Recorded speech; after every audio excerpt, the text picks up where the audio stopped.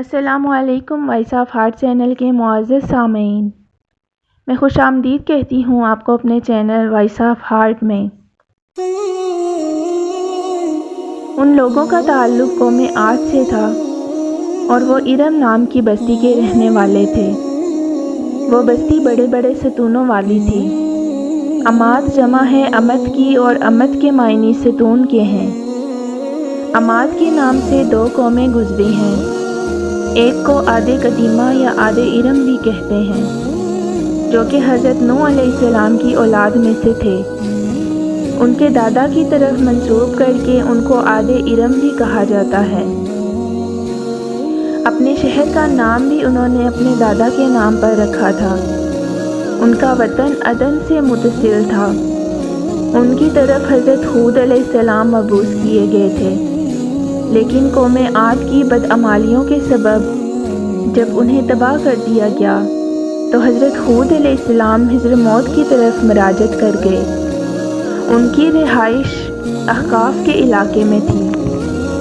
حضرت ہود علیہ السلام کی وفات یہیں پہ ہوئی۔ احقاف میں بسنے والی اس قوم نے بہت ترقی کی۔ اللہ تعالیٰ نے اس قوم کو غیر معمولی قد و قامت اور قوت عطا فرمائی تھی۔ ان میں ہر شخص کا قد کم از کم 12 گز کا ہوتا تھا۔ طاقت کا یہ عالم تھا کہ بڑے سے بڑا پتھر جس کو کئی آدمی مل کر بھی نہ اٹھا سکیں، ان کا ایک آدمی ایک ہاتھ سے اٹھا کر پھینک دیتا تھا۔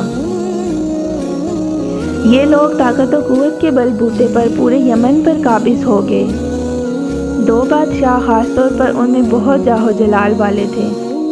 وہ دونوں بھائی تھے، ایک کا نام شدید تھا جو بڑا تھا، اور دوسرے کا نام شداد تھا جو اس کے بعد تخت نشین ہوا۔ یہ دونوں وسیع علاقے پر قابض ہو گئے اور بے شمار لشکر و خزانے انہوں نے جمع کر لیے تھے۔ شداد نے اپنے بھائی شدید کے بعد سلطنت کی رونق و کمال کو عروج تک پہنچایا۔ دنیا کے کئی بادشاہ اس کے باز گزار تھے۔ اس دور میں کسی بادشاہ میں اتنی جرأت و طاقت نہیں تھی کہ اس کا مقابلہ کر سکے۔ اس تسلط و غلبہ نے اس کو اتنا مغرور و متکبر بنا دیا کہ اس نے خدائی کا دعویٰ کر لیا۔ اس وقت کے علماء و مصلحین نے اس کو بہت سمجھایا اور اللہ کے عذاب سے ڈرایا، تو وہ کہنے لگا، جو حکومت و دولت اور عزت اب اس کو حاصل ہے، اس سے زیادہ اللہ کی عبادت کرنے سے کیا حاصل ہوگا؟ جو کوئی کسی کی خدمت و اطاعت کرتا ہے تو یا تو عزت و منصب کی خاطر کرتا ہے یا پھر دولت پانے کے لیے، اور مجھے تو یہ سب کچھ حاصل ہے، پھر مجھے کیا ضرورت ہے کہ میں کسی کی عبادت کروں؟ حضرت ہود علیہ السلام نے بھی اسے سمجھانے کی بہت کوشش کی، لیکن بے سود۔ سمجھانے والوں نے یہ بھی کہا کہ یہ حکومت اور دولت ایک فانی چیز ہے، جبکہ اللہ کی اطاعت میں قربی نجات اور جنت کا حصول ہے، جو دنیا کی ہر دولت سے بہتر اور زیادہ قیمتی ہے۔ اس نے پوچھا، جنت کیسی ہوتی ہے؟ اس کی تعریف اور خوبی بتاؤ۔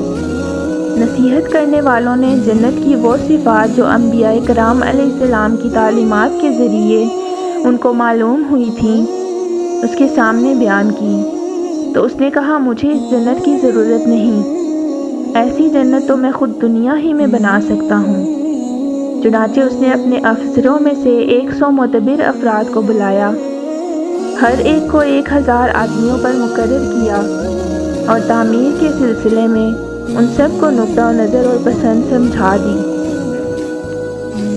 اس کے بعد پوری دنیا میں اس کام کے ماہرین کو عدن بھجوانے کا حکم دیا۔ علاوہ ازیں سب حکمرانوں کو یہ حکم دیا کہ سونے چاندی کی کانوں سے اینٹیں بنوا کر بھیجیں، اور قوم عدن کے متصل ایک مربع شہر جو 1 کوس چوڑا اور 10 کوس لمبا ہو بنانے کا حکم دیا۔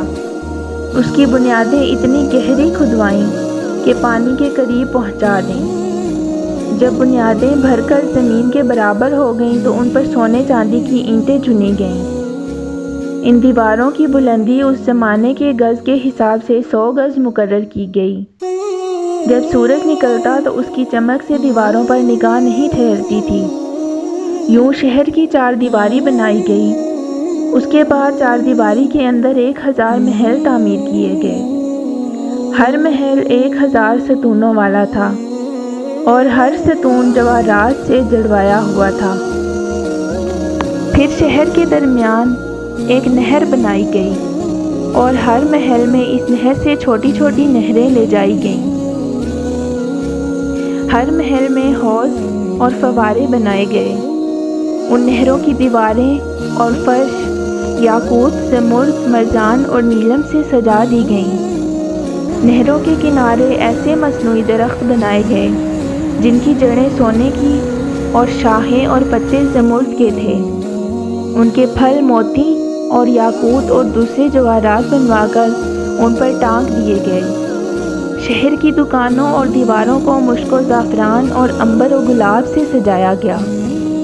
یاقوت اور جواہرات کے خوبصورت پرندے چاندی کی اینٹوں پر بنوائے گئے جن پر پہرے دار اپنی باری پر آ کر پہرے کے لیے بیٹھتے تھے۔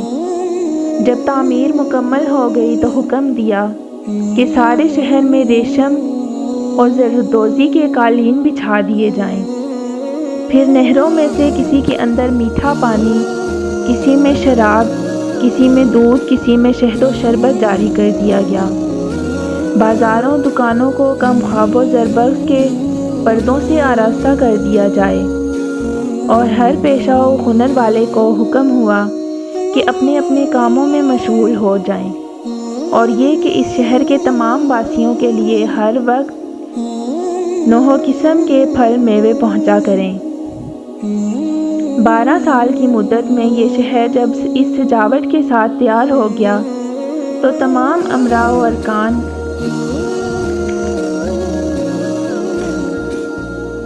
دولت کو یہ حکم دیا کہ سب اس میں آباد ہو جائیں۔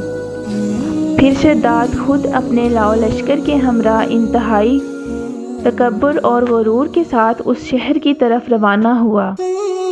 بعض علماء و مصلحین کو بھی ساتھ لیا اور رستے بھر ان سے ٹھٹھا و تمسخر کرتے ہوئے ان سے کہتا رہا، ایسی جنت کے لیے تم مجھے کسی اور کے آگے جھکنے اور ذلیل ہونے کا کہہ رہے تھے۔ میری قدرت و دولت تم نے دیکھ لی۔ جب قریب پہنچا تو تمام شہر والے اس کے استقبال کے لیے شہر کے دروازے کے باہر آ گئے اور اس پر زر و جواہر نچھاور کرنے لگے۔ اسی ناز و ادا سے چلتے ہوئے جب وہ شہر کے دروازے پر پہنچا تو روایت ہے کہ ابھی اس نے گھوڑے کی رکاب سے 1 پاؤں باہر نکال کر دروازے کی چوکھٹ پر رکھا ہی تھا کہ اس نے وہاں پہلے سے ایک اجنبی شخص کو کھڑے ہوئے دیکھا۔ اس نے پوچھا، تو کون ہے؟ اس نے کہا، میں ملک الموت ہوں۔ پوچھا، کیوں آئے ہو؟ اس نے کہا، تیری جان لینے۔ شداد نے کہا، مجھ کو اتنی مہلت دے کہ اپنی بنائی ہوئی جنت کو دیکھ لوں۔ جواب ملا، مجھ کو حکم نہیں۔ کہا، چلو اس قدر ہی فرصت دے دو کہ گھوڑے پر سے ہی اتر آؤں۔ جواب ملا، اس کی بھی اجازت نہیں ہے۔